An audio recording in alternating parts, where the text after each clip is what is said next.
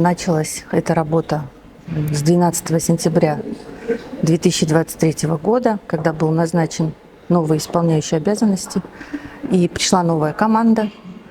Да, пошел процесс серьезной глубокой трансформации в университете. Действительно, мы год работали 24/7, и вся команда ректора работала 24/7.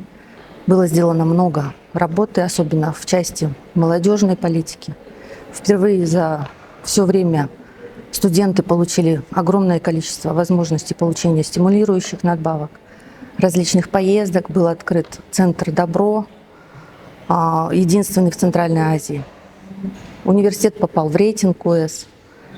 Команды было сделано очень много. Все те начинания, которые начались, сейчас продолжаются. Мы надеемся, что эти начинания будут продолжены и новой командой. Ждем только лучшего в нашем КРСУ. И надеемся, что КРСУ будет лучшим вузом в Центральной Азии.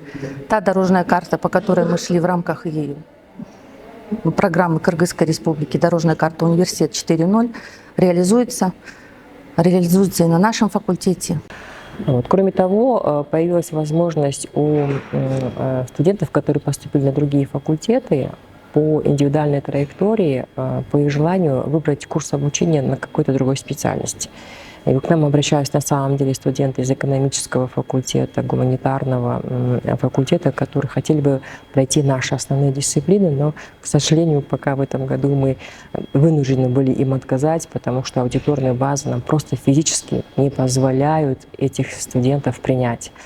Об этом мы писали тоже руководству, и руководство нас поняло, услышало и сказали: да, хорошо, ввиду скудности материальной базы мы в этом году пока приостановим к вам отправлять студентов, которые желают обучаться по индивидуальной траектории.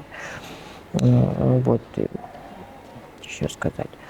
Очень надеемся, жаль, когда я лично узнала новости, да, что у нас нет руководства, где-то действительно было чуть удивление, потому что действительно в течение этого года мы действительно уже друга все начали понимать, и нам начали прислушиваться. Понимаем, что к нам едет теперь специалист технического профиля для того, чтобы у него, все свои компетенции он мог бы применить для строительства кампуса. То есть опять, будем, наверное, объяснять о специфике медицинского факультета новому руководству. А так желаем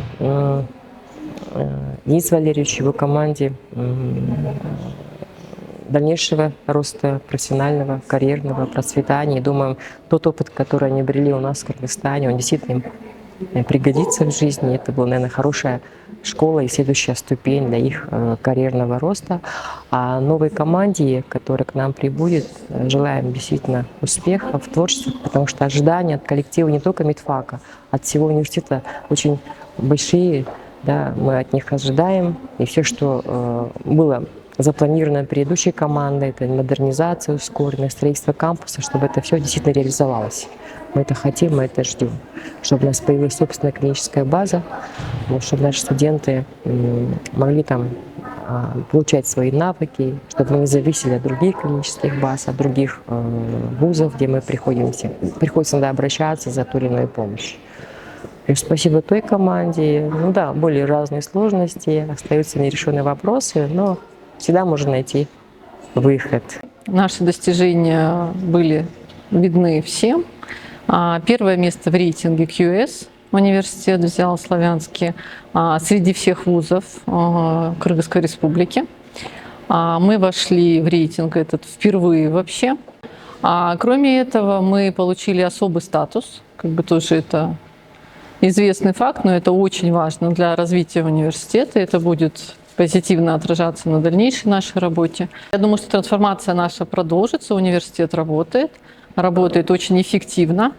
Новая команда придет уже на подготовленную, в принципе, почву, и я думаю, что к 30 году мы выполним то, что кампус будет отстроен. Я думаю, что программа «Университет 4.0» тоже до 2025 год у нас будет реализована. И новая команда, она, может быть, даже более эффективно с этим справится.